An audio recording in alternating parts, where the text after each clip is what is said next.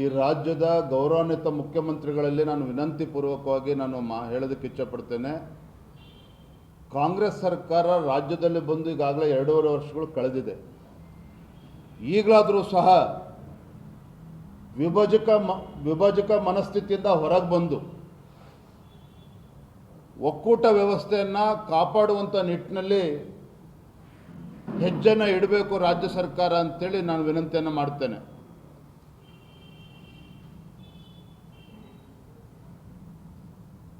ನಾನು ಹಿಂದಿನ ಸಿದ್ದರಾಮಯ್ಯನವ್ರ ಬಗ್ಗೆ ಹೇಳೋದಾದರೆ,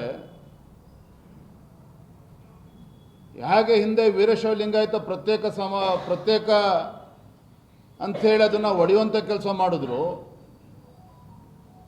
ಇವತ್ತು ಹಣಕಾಸಿನ ವಿಚಾರದಲ್ಲೂ ಸಹ ಕೇಂದ್ರ ಸರ್ಕಾರ ನಮ್ಮ ರಾಜ್ಯಕ್ಕೆ ಅನ್ಯಾಯ ಮಾಡ್ತದೆ ಅಂತೇಳಿ ತಮ್ಮ ಲೋಪಗಳನ್ನು ಮುಚ್ಚಿ ಹಾಕ್ಕೊಳ್ತಕ್ಕಂಥ ಸಲುವಾಗಿ ರಾಜ್ಯವನ್ನು ಕೇಂದ್ರ ಸರ್ಕಾರದ ವಿರುದ್ಧ ಎತ್ತಿ ಕಟ್ಟುವಂಥದ್ದು, ಮತ್ತೊಂದು ಹೊಸ ಚಾಳಿ ಪ್ರಾರಂಭ ಮಾಡಿದ್ದಾರೆ.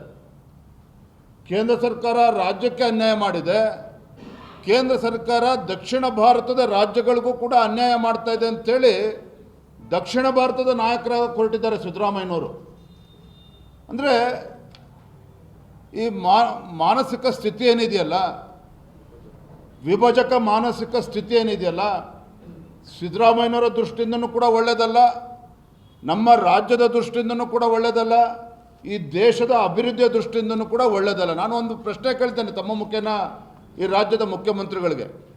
ಇವರು ಸರ್ಕಾರ ಬಂದು ಮಾಡಿರ್ತಕ್ಕಂಥ ಮೊದಲ ಘನಕಾರ್ಯ ಏನಪ್ಪ ಅಂತ ಹೇಳಿದರೆ, ದೆಹಲಿಗೆ ಹೋಗಿ ಕೂತ್ಕೊಂಡು ನಮ್ಮ ತೆರಿಗೆ ನಮ್ಮ ಹಕ್ಕು ಅಂತೇಳಿ ಪ್ರತಿಭಟನೆ ಮಾಡಿ ಬಂದರು. ನಾನು ಹಣಕಾಸಿನ ಸಚಿವರಾಗಿರುವಂಥ ಸಿದ್ದರಾಮಯ್ಯನವರು ಕೇಳೋದಕ್ಕೆ ಇಷ್ಟಪಡ್ತೇನೆ, ರಾಜ್ಯದಲ್ಲಿ ತಮ್ಮ ಗ್ಯಾರಂಟಿಗಳಿಗೆ ಇವತ್ತು ಹಣ ಕ್ರೋಢೀಕರಿಸೋದಕ್ಕೆ ಸಾಧ್ಯ ಆಗ್ತಾಯಿಲ್ಲ ಅಂಥೇಳಿ ಇವತ್ತು ಅಬಕಾರಿ ಇಲಾಖೆಯ ಟಾರ್ಗೆಟನ್ನು ಇವತ್ತು 40,000 ಕೋಟಿಗೆ ಏರಿಸಿಟ್ಟಿದ್ದೀರಲ್ಲ, ನಾಳೆ ನಿಮ್ಮ ಕೃಪಕಟಾಕ್ಷದಿಂದ ರಾಜ್ಯದಲ್ಲಿ ಇವತ್ತು ಕುಡುಕರ ಸಂಖ್ಯೆ ಜಾಸ್ತಿ ಆಗ್ತಾ ಇದೆ. ನಾಳೆ ದಿನ ಬಂದು ವಿಧಾನಸೌಧ ಮುತ್ತಿಗೆ ಹಾಕ್ತಾರೆ. ಮಾನ್ಯ ಸಿದ್ದರಾಮಯ್ಯನವರೇ, ನಮ್ಮೆಲ್ಲರ ಆಶೀರ್ವಾದದಿಂದ ಇವತ್ತು ರಾಜ್ಯದ ಖಜಾನೆಗೆ 40,000 ಕೋಟಿ ನಾವು ಕೊಡ್ತಾ ಇದ್ದೇವೆ, ನಮ್ಮ ತೆರಿಗೆ ನಮ್ಮ ಹಕ್ಕು, ನಮಗೇನು ಕೊಡ್ತಾ ಇದ್ದೀರಿ ಅಂತೇಳಿ ವಿಧಾನಸೌಧ ಮುತ್ತಿಗೆ ಹಾಕಿದ್ರೆ ಏನು ಮಾಡ್ತೀರಿ ನೀವು ಹಾಗಾದರೆ? This seems to be on a lighter note, but ಆದರೆ ಗಂಭೀರವಾಗಿ ನಾನು ಹೇಳ್ತಾ ಇದ್ದೇನೆ, ಮಾನ್ಯ ಮುಖ್ಯಮಂತ್ರಿಗಳು ಸಿದ್ದರಾಮಯ್ಯನವರಾಗಲಿ ಕಾಂಗ್ರೆಸ್ ಪಕ್ಷ ಆಗಲಿ, ಮೊದಲನೇದಾಗಿ ಕೇಂದ್ರ ಸರ್ಕಾರದಿಂದ ರಾಜ್ಯಕ್ಕೆ ಯಾವುದೇ ರೀತಿ ಅನ್ಯಾಯಗಳು ಆಗಿಲ್ಲ. ಸಣ್ಣ ಪುಟ್ಟ ವ್ಯತ್ಯಾಸ ಇದ್ದರೆ ದೆಹಲಿಗೆ ಕೂತ್ಕೊಂಡು ಪ್ರತಿಭಟನೆ ಮಾಡೋದನ್ನು ಬದಿಗಿಟ್ಟು ಕೇಂದ್ರ ಸರ್ಕಾರವನ್ನು ಮನವೊಲಿಸುವಂಥ ಕೆಲಸ ಮಾಡಲಿ.